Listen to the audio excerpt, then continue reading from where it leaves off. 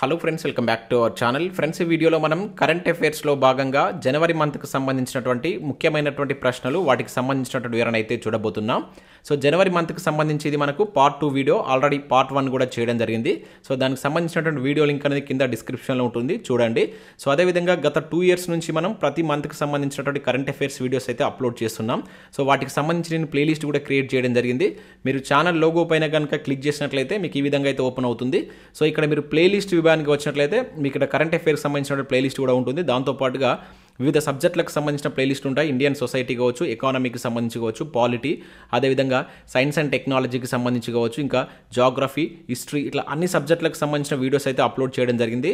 So రానున్నటువంటి అన్ని పోటీ పరీక్షలకు యూజ్ అయ్యేటువంటి కంటెంట్ అయితే మన ఛానల్లో ఉంది. ఒకసారి మీరు ప్లేలిస్ట్కి వెళ్ళి చూడండి, నచ్చినట్లయితే ఈ వీడియోస్ను ఫాలో కాండి. సో ఈ వీడియోలో మనం ముఖ్యంగా జనవరి మంత్ 2024కి సంబంధించినటువంటి ముఖ్యమైనటువంటి కరెంట్ అఫైర్స్ అయితే చూద్దాం. చూస్తున్న ప్రతి ఒక్కరు ఖచ్చితంగా లైక్ చేసేటువంటి ప్రయత్నం చేయండి. సో మీకు యూజ్ అయ్యేటువంటి ఇన్ఫర్మేషన్ అయితే ఫ్రీగా అందించడం జరుగుతుంది. చాలామంది మన వీడియోస్ను ఫాలో అవుతున్నారు, కానీ దానిలో అట్లీస్ట్ ఒక 10% కూడా లైక్ చేయట్లేదు. ఖచ్చితంగా లైక్ చేయండి. ఈ వీడియోకి అయితే నేను 2000 లైక్స్ ఎక్స్పెక్ట్ చేస్తున్నాను. ఇది ఎవరికైతే యూజ్ ఉంటుందో వారికి షేర్ చేయండి. అండ్ అదేవిధంగా సబ్స్క్రైబ్ చేసుకొని చూడండి. రెగ్యులర్గా మీకు జాబ్ అప్డేట్స్ అంతాయి. మన ఛానల్ యొక్క టెలిగ్రామ్ గ్రూప్లో కూడా జాయిన్ కాండి. సో దాంట్లో కూడా రెగ్యులర్గా జాబ్ అప్డేట్స్ షేర్ చేస్తున్నాను. మీకు చాలా యూజ్ ఉంటుంది. ఆ గ్రూప్లో కంపల్సరీ జాయిన్ కాండి. ఫ్రెండ్స్, మన ఛానల్ ద్వారా మన యాప్లో 2023కు సంబంధించినటువంటి జనవరి నుంచి డిసెంబర్ మంత్కు సంబంధించినటువంటి కరెంట్ అఫైర్స్ పీడిఎఫ్స్ అనేటువంటి ఇప్పుడు జస్ట్ 49 రూపీస్కి అందిస్తున్నాం. ఈ ఆఫర్ ఈ రోజు మరియు రేపు మాత్రమే ఉంటుంది. ఎవరైనా కావాలనుకుంటే ఈ 2 డేస్లో తీసుకున్నటువంటి ప్రయత్నం చేయండి. ఈ పీడిఎఫ్స్ను మీరు డౌన్లోడ్ చేసుకొని ప్రింట్ కూడా తీసుకోవచ్చు. ఇంకా దాంతోపాటు ఇప్పుడు చూస్తున్నటువంటి ఏదైతే ఈ జనవరి మంత్కి సంబంధించినటువంటి పీడిఎఫ్ అనేటువంటిది ఈ రోజు ఈవినింగ్ వరకు అయితే మన యాప్లో ఉంటుంది. మీరు 20 రూపీస్ చెల్లించి ఈ పీడిఎఫ్ను కూడా మీరు డౌన్లోడ్ చేసుకుని అయితే ప్రింట్ తీసుకోవచ్చు. ఇంకా అవే కాకుండా రకరకాల సబ్జెక్టులకు సంబంధించినటువంటి వీడియో కోర్సెస్ కూడా మన యాప్లో అయితే ఉన్నాయి. మీరు ఒకసారి యాప్ డౌన్లోడ్ చేసుకొని ఇక్కడికి వచ్చి చూసి మీకు అక్కడ ఫ్రీ కంటెంట్ ఉంటుంది, ఫ్రీ క్లాసెస్ కూడా ఉంటాయి. ఇక్కడ మనకి ఇది టీఎస్పీఎస్సీ గ్రూప్ 1 ప్రిలిమ్స్కి సంబంధించినటువంటి పూర్తి కంటెంట్ అంటే వీడియో కోర్స్ ఇక్కడ ఉంది. ఇంగ్లీష్ మీడియానికి సంబంధించి, తెలుగు మీడియానికి సంబంధించిన కోర్స్ ఉంది. ఇంకా గ్రూప్ 2, గ్రూప్ 3కి సంబంధించిన కోర్సెస్ కూడా ఉన్నాయి. ఒకసారి వచ్చి మీరు ఈ ఫ్రీ క్లాసెస్ విన్న తర్వాత నచ్చితే వాటికి సంబంధించిన కోర్సులు అయితే తీసుకోండి. ఫ్రెండ్స్, ఈ వీడియోలో మనం మొదటి క్వశ్చన్ కనుక చూసినట్లయితే 75వ గణతంత్ర దినోత్సవ వేడుకలకు సంబంధించి క్రింది వాటిలో సరి అయినవి గుర్తించండి అని చెప్పేసి అంటున్నాడు. సో ఇక్కడ మనకు 3 స్టేట్మెంట్స్ ఉన్నాయి. దీంట్లో ఏవి సరి అయినవో గుర్తించండి. సో ప్రతి క్వశ్చన్కి సంబంధించి మీరు వీడియోను పాజ్ చేసుకుని దానికి ఓన్గా ఆన్సర్ చేసేటువంటి ప్రయత్నం చేయండి. తర్వాత నా ఎక్స్ప్లెనేషన్ వినండి. ప్రతిదీ మీకు నేను క్లియర్గా అయితే ఎక్స్ప్లెయిన్ చేయడం జరుగుతుంది. సో 75వ గణతంత్ర దినోత్సవ వేడుకలకు సంబంధించి నేను 2 క్వశ్చన్స్ అయితే తీసుకున్నాను. సో ఈ 2 క్వశ్చన్స్ ద్వారా మీకు కంప్లీట్ ఇన్ఫర్మేషన్ అయితే అందించడం జరుగుతుంది. సో మీ నుంచి నాకు ఒకటే రిక్వెస్ట్ ఏంటంటే కంపల్సరీ వీడియోని లైక్ చేయండి. సో చాలా ఇన్ఫర్మేషన్ మీకు ఈ వీడియోస్ ద్వారా అయితే అందిస్తున్నాను. చాలామంది చూస్తున్నారు కానీ లైక్ చేయట్లేదు. ఖచ్చితంగా లైక్ చేయండి. సో ఇటీవల మన కరెంట్ అఫైర్స్ నుంచి కూడా మనం ఏపీ గ్రూప్ 2 చూసినట్లయితే దానిలో కూడా మన కరెంట్ అఫైర్స్ నుంచి చాలా ప్రశ్నలు కవర్ అయ్యాయని చెప్పేసి చాలామంది అభ్యర్థులు కాల్ చేయడం జరిగింది. సో మనం ఏ విధంగా అయితే క్వశ్చన్స్ ఇస్తున్నామో సరి అయినది, సరి కానిది, సో ఇట్లా కాన్సెప్చువల్ బేస్డ్లో క్వశ్చన్స్ ఇస్తున్నాం కదా. సో అదే రకంగా అక్కడ మన క్వశ్చన్స్ అయితే రావడం జరిగింది. గత 1 ఇయర్ నుంచి కూడా నేను ఈ రకమైన క్వశ్చన్స్ మీకు అందిస్తున్నాను. మీ నుంచి సపోర్ట్ అయితే ఉండాలి. ఖచ్చితంగా లైక్ చేసి మీ మిత్రులకు షేర్ చేయండి. సో ఇక్కడ ఫస్ట్ పాయింట్ ఏమంటున్నాడు, ఈ వేడుకలకు ఫ్రాన్స్ అధ్యక్షుడు ఇమాన్యుయల్ మ్యాక్రాన్ ముఖ్య అతిథిగా హాజరయ్యారు అంటున్నాడు. గణతంత్ర దినోత్సవానికి ఫ్రాన్స్ దేశ అధ్యక్షుడు పాల్గొనడం ఇది 5వసారి అని చెప్పేసి అంటున్నాడు. ఇక సెకండ్ పాయింట్ ఏమంటున్నాడు, చరిత్రలో తొలిసారిగా ఈ వేడుకలలో త్రివిధ దళాలకు చెందినటువంటి మహిళా కంటింజెంట్ మార్చ్ ఫాస్ట్ నిర్వహించిందని చెప్పేసి అంటున్నాడు ఫస్ట్ టైం. ఇక 40 ఏళ్ల తర్వాత గణతంత్ర వేడుకల్లో గుర్రపు బగ్గి కనిపించింది. సో దీనిపైన ద్రౌపది ముర్ము, ఇమాన్యుయల్ మ్యాక్రాన్ కర్తవ్య పథ్కు చేరుకున్నారు అంటున్నాడు. మనం దీంట్లో సరి అనేది గుర్తించాలి. 1 by 1 ఎలిమినేట్ చేసుకుంటాం. సో ఫస్ట్ టైం అంటున్నాడు, ఈ వేడుకలకు ఫ్రాన్స్ అధ్యక్షుడు ఇమాన్యుయల్ మ్యాక్రాన్ ముఖ్య అతిథిగా హాజరయ్యారు. ఎస్, ఇది మనకు ఇక్కడ వరకు ఇది కరెక్టే అవుతుంది. సో మనకు ఫ్రాన్స్ అధ్యక్షుడు దీనికి ముఖ్య అతిథిగా అయితే రావడం జరిగింది. కాకపోతే ఈ గణతంత్ర దినోత్సవ వేడుకలకు ఫ్రాన్స్ దేశ అధ్యక్షుడు పాల్గొనడం ఇక్కడ 5వసారి అన్నాడు. సో ఇక్కడ ఇది మిస్టేక్ ఇచ్చారు. సో జాగ్రత్తగా చదవాల్సి ఉంటుంది. మనకు 6వసారి అనమాట. 6వసారి ఇట్లా ఆ దేశ అధ్యక్షుడు మన గణతంత్ర వేడుకలకు రావడం ఇది 6వసారి. ఎందుకంటే ఎక్కువ సార్లు వచ్చారు కనుక ఈ సంఖ్యను కూడా మనం గుర్తుంచుకోవాల్సి ఉంటుంది. సో నేరుగా కూడా అడగవచ్చు. సో నేరుగా ఇంకా ఎట్లా అడుగుతారంటే, సో ఈ గణతంత్ర దినం మనకి ఏదైతే 75వ గణతంత్ర దినోత్సవ వేడుకలకు సంబంధించి క్రింది ఎవరు ముఖ్య అతిథిగా రావడం జరిగిందని చెప్పేసి అంటాడు. సో ఈ పేరు గుర్తుంచుకోండి, ఇది ఎన్నోసారి. సో ఇక్కడ మనకు 5వసారి అని ఇచ్చాడు కనుక ఇది మనకు తప్పు అవుతుంది. అంటే ఫస్ట్ పాయింట్ అనేది మనకు తప్పు కావడం జరుగుతుంది.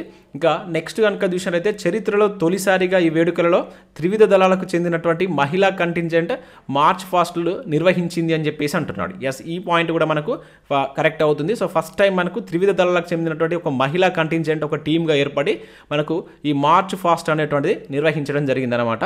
సో మనకు దేశ రాజధాని ఢిల్లీలో మనకి ఇవి ఘనంగా అయితే నిర్వహించారు. ముఖ్యంగా దీనిలో నారీ శక్తి సత్తా చాటినట్టు మనకు మోడీ గారు కూడా ప్రకటించడం జరిగింది. సో ఇక్కడ మనకు ఒకటి గుర్తుంచుకోవాల్సింది ఏంటంటే గణతంత్ర దినోత్సవ వేడుకలు అనేటువంటి మనకు కర్తవ్య పథలో జరుగుతాయి ఎప్పుడు కానీ. అంటే ఇక్కడ మనకు ఏది రాష్ట్రపతి భవన్ నుంచి వెళ్ళి ఇండియా గేట్ వరకు ఉన్నటువంటి ఆ మధ్యలో మనకు ఒక పరేడ్ లాగా జరుగుతాయి. అదే స్వాతంత్ర దినోత్సవ వేడుకలు అనేటువంటి మనకు ఎర్రకోటలో జరుగుతాయి. సో అక్కడ జరిగేటువంటి వేడుకల్లో మనకు జెండా ఎగరేసేది మోడీ గారు, అంటే ప్రధాని ఎవరైతే ఉంటారో వాళ్ళు ఎగరేస్తారు. సో ఇక్కడ మనకు రాష్ట్రపతి గారు జెండా ఎగరేయడం జరుగుతుంది. సో ఈ రెండింటి యొక్క డిఫరెన్స్ మీరు గుర్తుంచుకునేటువంటి ప్రయత్నం చేయండి. లాస్ట్ పాయింట్, థర్డ్ పాయింట్ ఏమంటున్నాడు?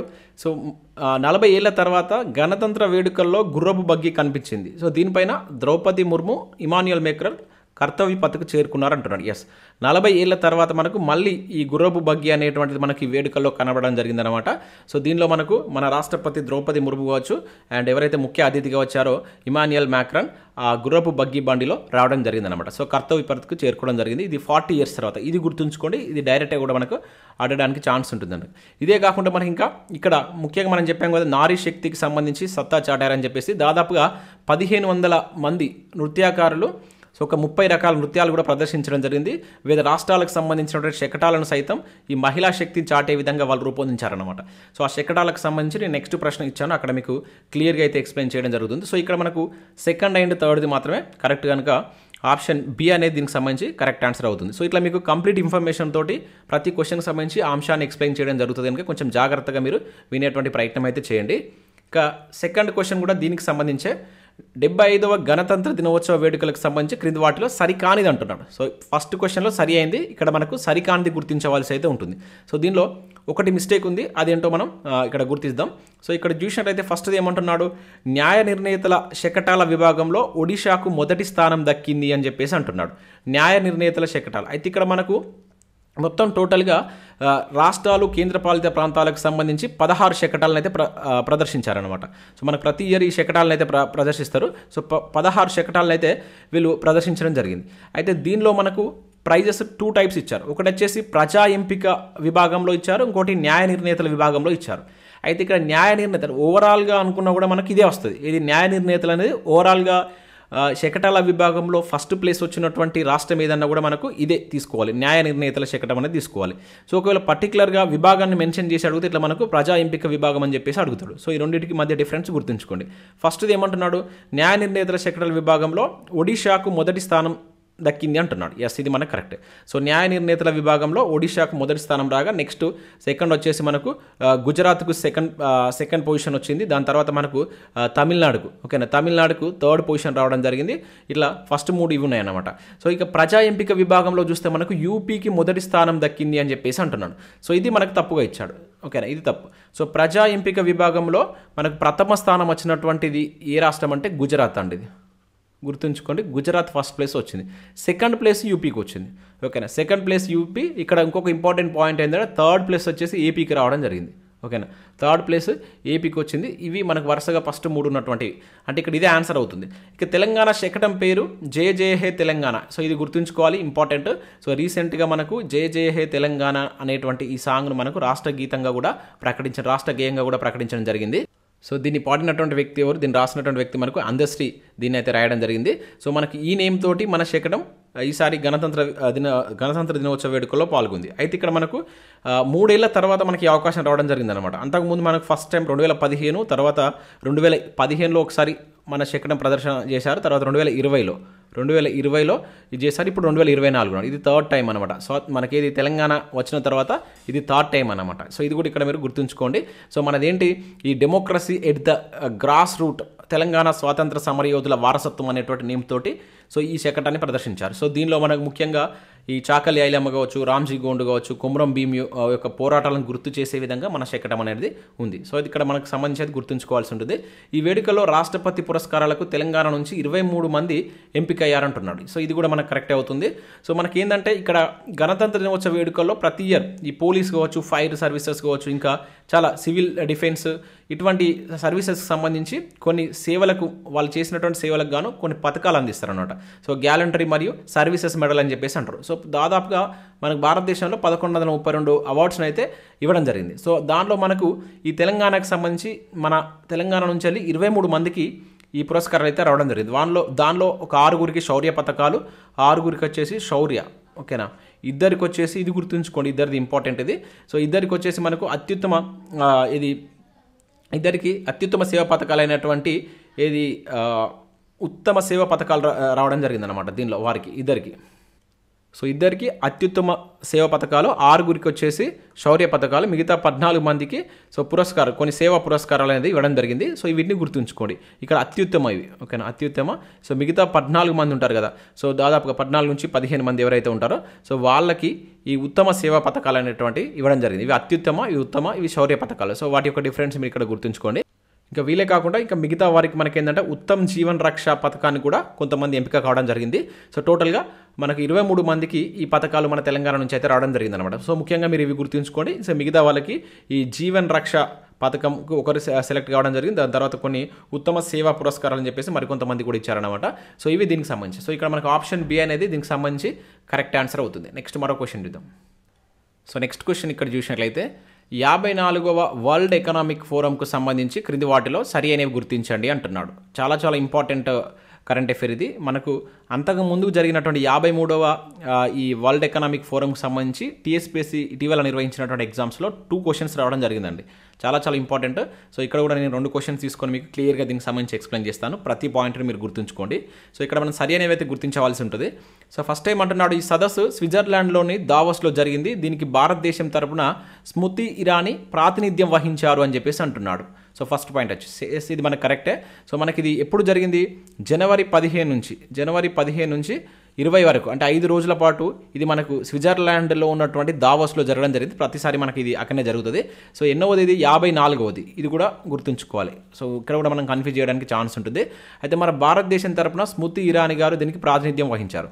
సో ఇక్కడ దీనికి సంబంధించి మనం చూసినట్లయితే ఈ సమావేశానికి భారతదేశం తరపున 3 కేంద్ర మంత్రులు హాజరు కావడం జరిగింది. ఒకరు వచ్చేసి స్మృతి ఇరానీ గారు, నెక్స్ట్ మనకు అశ్విని వైష్ణవ్ కావచ్చు, అదేవిధంగా ఆర్తిక్ సింగ్ పూరి అనేటువంటి వ్యక్తి, వీళ్ళు 3 హాజరు కావడం జరిగింది. ఇక నెక్స్ట్ పాయింట్ ఏమంటున్నాడు? సో ఈ సదస్సుకు మహారాష్ట్ర ముఖ్యమంత్రి, తెలంగాణ ముఖ్యమంత్రి, కర్ణాటక ముఖ్యమంత్రి హాజరయ్యారు. సో లాస్ట్ టైం ఈ టైప్ ఆఫ్ క్వశ్చన్ అడిగారు. సో ఈ క్రింది వాటిలో ఎవరు దావోస్ సదస్సుకు హాజరయ్యారు అని చెప్పేసి అడిగారు. ఇవి కూడా మనం గుర్తుంచుకోవాల్సి ఉంటుంది. మీకు క్లియర్గా చెప్తాను.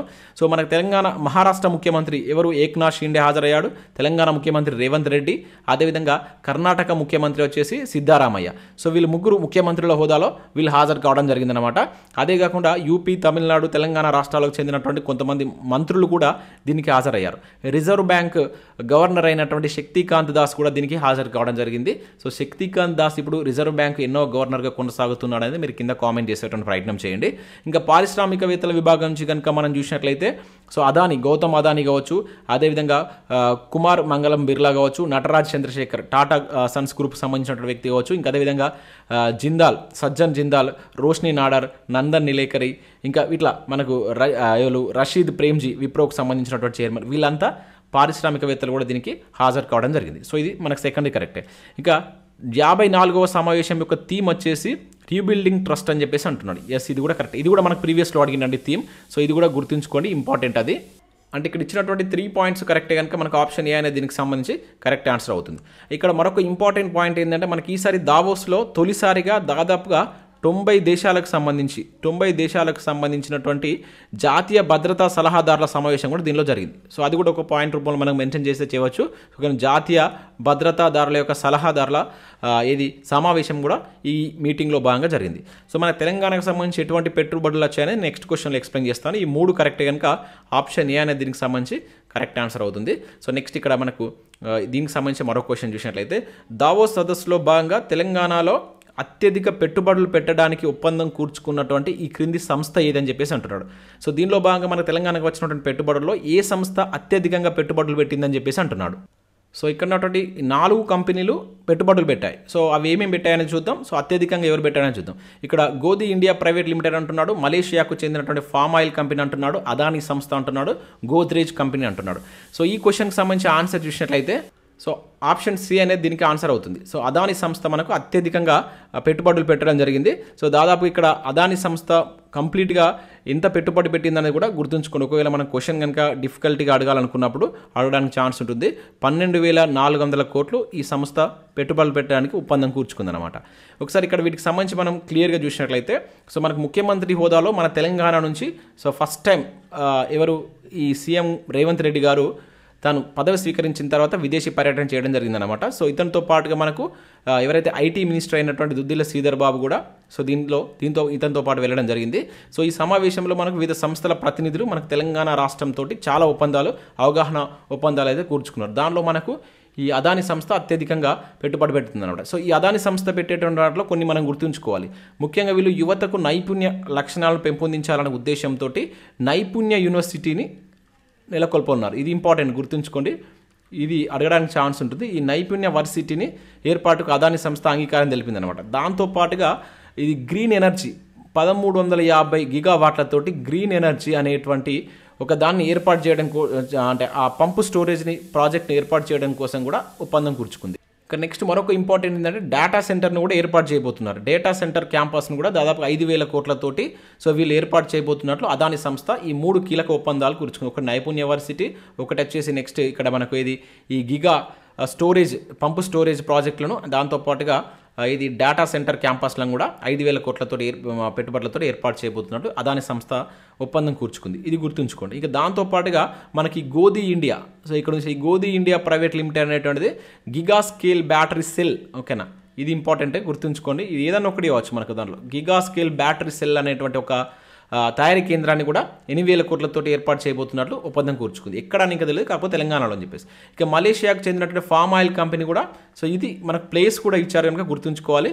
సో ఇది ఏంటంటే ఇది సిమ్డార్బీ జాయింట్ వెంచర్తో కలిసి గోద్రేజ్ కంపెనీ దేశంలో మొట్టమొదటి ఆయిల్ ఫామ్ సీడ్ గార్డెన్ మనకు ఒక యూనిట్ని ఏర్పాటు చేయబోతున్నారు. అది ఎక్కడంటే ఖమ్మంలో ఏర్పాటు చేయబోతున్నాడు. ఆయిల్ ఫామ్కి సంబంధించినటువంటి దాన్ని మనకు ఖమ్మంలో ఏర్పాటు చేయబోతున్నట్లు వాళ్ళు ఒప్పందం కూర్చుకున్నారు. సో ఇవి మనకు కీలక ఒప్పందాలు, ఇవి గుర్తుంచుకోండి. వీటికి సంబంధించి సంస్థలు సంబంధించి అడగవచ్చు, వాళ్ళు ఏం ఏర్పాటు చేయబోతున్నారు అనేది కూడా అడగవచ్చు. సో ఈ రకంగా మన తెలంగాణ ప్రభుత్వం దీనిలో కొన్ని అవగాహన ఒప్పందాలు అయితే కూర్చుకుంది.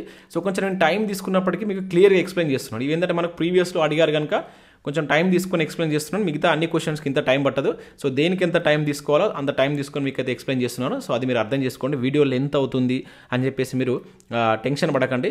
లెంత్ ఇన్ఫర్మేషన్ అనేది మీకు ఇవ్వాలనే ఉద్దేశంతో నేను క్లియర్గా ఎక్స్ప్లెయిన్ చేస్తున్నాను. సో అది కూడా అర్థం చేసుకోండి. ఎందుకంటే ఇటీవల మీరు క్వశ్చన్ పేపర్స్ కనుక చూసినట్లయితే అంత సింపుల్గా ఉండట్లేదు.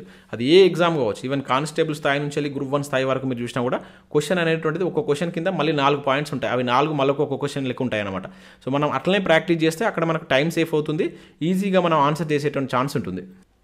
సో నెక్స్ట్ క్వశ్చన్ చూసినట్లయితే క్రింది వాటిలో సరికానిది గుర్తించండి అంటున్నాడు. సో దీనిలో ఒకటి తప్పుగా ఉంది, అదేంటో గుర్తించండి. ఫస్ట్ ఏమంటున్నాడు, వింగ్స్ ఇండియా 2024 యొక్క 8వ ఎడిషన్ ఇటీవల బెంగళూరులో జరిగింది అని చెప్పేసి అంటున్నాడు. సో ఇక్కడ మనకు ఫస్ట్ పాయింటే తప్పించాడు, ఓకేనా. ఫస్ట్ పాయింటే మనకి ఇది తప్పు. సో ఇదే ఆన్సర్ అవుతుంది. సో వింగ్స్ ఇండియా 2024 యొక్క 8వ ఎడిషన్ అనేది ఇక్కడ వరకు కరెక్టే. కాకపోతే ఇది జరిగినటువంటి ప్లేస్ అనేటువంటిది బెంగళూరు కాదు. సో ఇది ఎక్కడ జరిగింది, హైదరాబాద్లో జరిగింది. సో కంపల్సరీ మీరు ఇది గుర్తుంచుకోవాలి. మన హైదరాబాద్లో జరిగింది కనుక ఇది గుర్తుంచుకోవాలి. ఆసియాలోనే అతిపెద్ద పౌర విమానయాన కార్యక్రమం అని చెప్పేసి అంటారు ఈ వింగ్స్ ఇండియా కార్యక్రమం అనేటువంటి. చాలా చాలా ఇంపార్టెంట్. సో ఇది ద్వైవార్షిక ఈవెంట్ అని చెప్పేసి అంటారు. అంటే ద్వైవార్షిక అంటే ఏంటిది, 2 ఇయర్స్కి ఒకసారి జరుగుతుంది. సో 2 ఇయర్స్కి ఒకసారి జరిగేటువంటి ఈ ఈవెంట్ రీసెంట్గా మనకు ఎప్పుడు జనవరి 18 నుంచి జనవరి 21 తేదీల మధ్య, జనవరి 18 నుంచి 21 మధ్య మన హైదరాబాద్లో జరిగిందనమాట. సో మన రాష్ట్రంలో జరిగింది కనుక చాలా చాలా ఇంపార్టెంట్, అడగడానికి ఎక్కువగా స్కోప్ ఉంటుంది. సో ఫస్ట్ పాయింటే తప్పించాడు. కాకపోతే మిగతా 3 పాయింట్స్ మీకు క్లియర్గా ఎక్స్ప్లెయిన్ చేస్తాను. ఇక్కడ చాలా ఇన్ఫర్మేషన్ అయితే ఉంటుంది, జాగ్రత్తగా వినండి. సో దీని యొక్క థీమ్ వచ్చేసి మనకు connecting India to the world in Amrit call అని చెప్పేసి దీనికి ఒక థీమ్ ఇచ్చారు. సో ఇది కూడా గుర్తుంచుకోండి, ఇది దీని యొక్క థీమ్. సో థీమ్ కూడా మనకు అడగడానికి ఛాన్స్ అయితే ఉంటుంది. సో దీన్ని స్టార్ట్ చేసినటువంటి వ్యక్తి ఎవరంటే మనకు కేంద్ర పౌర విమానయాన శాఖ మంత్రి అయినటువంటి జ్యోతిరాదిత్య సింధియా ఈ కార్యక్రమాన్ని ప్రారంభించారు, ఓకేనా. ఇది గుర్తుంచుకొని విమానయాన శాఖ మంత్రి ఎవరు మనకి ఇప్పుడు ప్రజెంట్, జ్యోతిరాదిత్య సింధియా ఈ కార్యక్రమాన్ని స్టార్ట్ చేయడం జరిగింది. దీనికి చాలా మనకి ఎయిర్పోర్ట్ అథారిటీ ఆఫ్ ఇండియా కావచ్చు, మినిస్ట్రీ ఆఫ్ సివిల్ ఏవియేషన్ వీళ్ళంతా ఈ ద్వైవార్షిక ఈవెంట్లు నిర్వహించడానికి అంటే వీళ్ళే దీని యొక్క ముఖ్య కార్యకర్తలు అనమాట, నిర్వహించినటువంటి వాళ్ళు, ఓకేనా. సో దీనిలో దాదాపుగా మనకు దేశ విదేశాల నుంచి ఇక్కడ థర్డ్ పాయింట్ చూసినట్లయితే ప్రపంచంలోనే అతిపెద్ద విమానమైనటువంటి బోయింగ్ 777-9ను తొలిసారిగా బేగంపేట ఎయిర్పోర్ట్లో ప్రదర్శించారు. సో ఇంపార్టెంట్ అనేది. సో అంటే ఇదే కాకుండా మొత్తం దేశ విదేశాలకు సంబంధించినటువంటి దాదాపుగా 21 విమానాలు దీనిలో ప్రత్యేక ఆకర్షణగా నిలవడం జరిగిందన్నమాట. ప్రపంచంలోనే అతిపెద్ద విమానమైనటువంటి బోయింగ్ 777ను మనకు బేగంపేట ఎయిర్పోర్ట్లో ప్రదర్శించారు. సో మనం అంతకుముందు కూడా ఈ బోయింగ్ కంపెనీతోటి ఇక్కడ మన పైలట్లకు శిక్షణ ఇవ్వడం కావచ్చు, రకరకాల ఒప్పందాలు కూడా మన తెలంగాణ ప్రభుత్వం, సో వీటికి మన భారతదేశం కూడా కొన్ని ఒప్పందాలు అయితే కూర్చుకోవడం జరిగిందనమాట. సో ఇది కరెక్టే. ఇంకా వింగ్స్ ఇండియా 2024 అవార్డు వేడుకల్లో భాగంగా కెంపగౌడ అంతర్జాతీయ విమానాశ్రయంకు ఇన్నోవేషన్ ఛాంపియన్ అవార్డు దక్కింది అంటున్నాడు. సో ఇది కూడా మనకు కరెక్టే అవుతుంది. మనకి ఏదైతే ఈ స్టార్టింగ్ డే జనవరి 18న వీటికి సంబంధించి వింగ్స్ ఇండియా 2024కు సంబంధించినటువంటి కొన్ని అవార్డులు కూడా ఇవ్వడం జరిగిందనమాట. దానిలో మనకు ముఖ్యంగా ఈ సస్టైనబిలిటీకి సంబంధించి కావచ్చు, అదేవిధంగా ఇన్నోవేషన్కి సంబంధించి 2 రంగాల్లో ఈ అవార్డ్స్ అయితే ఇచ్చారు. సో ఇన్నోవేషన్ కేటగిరీలో కనుక మనం చూసినట్లయితే సో ఈ కెంపగౌడ విమానాశ్రయం కావచ్చు, అదేవిధంగా మనకి ఏదైతే ఈ ఢిల్లీ ఉంది కదా, సో ఢిల్లీ అంతర్జాతీయ ఎయిర్పోర్ట్ కూడా ఇది రావడం జరిగింది. ఇక సస్టైనబిలిటీ దాంట్లో చూసుకున్నట్లయితే మనకు ఇది ముంబై ఢిల్లీ విమానాశ్రయాలకు వరుసగా ఈ అవార్డు రావడం జరిగిందంట. ముంబై ఇక్కడ ఢిల్లీ రెండిట్లో ఉంది, సో ఇక్కడ అదనంగా ముంబై అనేది రావడం జరిగింది. సో అదేవిధంగా మనకు ఎయిర్లైన్ ఆఫ్ ద ఇయర్గా నిలిచినటువంటి ఎయిర్పోర్ట్ ఏంటంటే ఏది ఎయిర్లైన్ అంటే మనకు విస్తారా. ఇది గుర్తుంచుకోండి, ఇంపార్టెంట్ అండి. ఎయిర్లైన్ ఆఫ్ ద ఇయర్గా మనకు ఈ విస్తారా ఎయిర్లైన్స్ అనేటువంటి నిలిచిందనమాట. సో అంతర్జాతీయ కనెక్టివిటీ ఉన్నటువంటిది ఎయిర్లైన్స్ ఏదంటే మనకు ఎయిర్ ఇండియా నిలిచింది. ఎక్కువ కనెక్టివిటీ ఉన్నటువంటిది వచ్చేది ఎయిర్ ఇండియా, ఓకేనా. కాకపోతే ఈ మనకు ఎయిర్లైన్ ఆఫ్ ద ఇయర్గా నిలిచింది మాత్రం విస్తారా. సో ఇవన్నీ మనం ఇక్కడ ఇంపార్టెంట్ పాయింట్స్ కింద అయితే గుర్తుంచుకోవాల్సి ఉంటుంది. సో నెక్స్ట్ క్వశ్చన్ ఇక్కడ చూసినట్లయితే భారత సర్వోన్నత న్యాయస్థానం క్రింది ఏ తేదీ నాటికి 70 సంవత్సరాలలోకి ఇటీవల అడుగుపెట్టింది అని చెప్పేసి అంటున్నాడు. సో మనకు సుప్రీంకోర్టు కూడా అది స్టార్ట్ అయ్యి ఈ సంవత్సరంతో 75 ఇయర్స్ అనేది కంప్లీట్ కాలేదు, 75 ఇయర్స్లోకి అడుగుపెట్టింది అనమాట. అయితే అది ఏ తేదీ నాటికి అని చెప్పేసి అంటున్నాడు. జనవరి 25గా, 26, 27, 28. ఇది కూడా చాలా ఇంపార్టెంట్. సో ఇది మనకు వార్తల్లో ఉంది కనుక మనం సుప్రీంకోర్టుకు సంబంధించినటువంటి హిస్టరీ మొత్తం చూసుకోవాల్సి అయితే ఉంటుంది.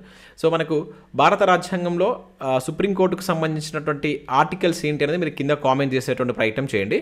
సో ఇక్కడ ఆన్సర్ చూసినట్లయితే మనకు జనవరి 28 అండి. సో జనవరి 28, 2024 నాటికి సో 75 ఇయర్స్లోకి అడుగుపెట్టడం జరిగింది. అంటే మనకేంటిది, సో 1950లో మనకి ఎప్పుడు ఇది స్టార్ట్ అయింది, 1950 జనవరి 28న మనకు అధికారికంగా స్టార్ట్ కావడం జరిగిందనమాట. అధికారికంగా సుప్రీంకోర్టు మనకు ఒక అధికారిక సమావేశం అనేటువంటిది స్టార్టింగ్ అయింది.